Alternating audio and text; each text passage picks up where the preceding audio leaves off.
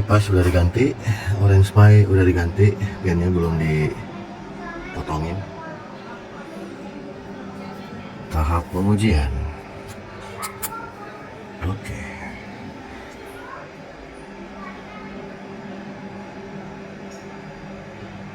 Jadi usahakan teman-teman untuk power banknya jangan yang abal-abal ya.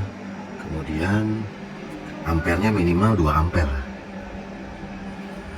Syukur-syukur bisa 3 ampere ya untuk power bank. Jangan yang pas charging karena dikhawatirkan ada short ya.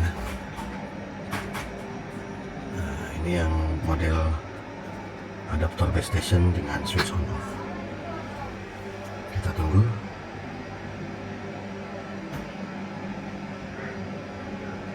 Nah, sudah jalan lagi ya. Oke, terima kasih.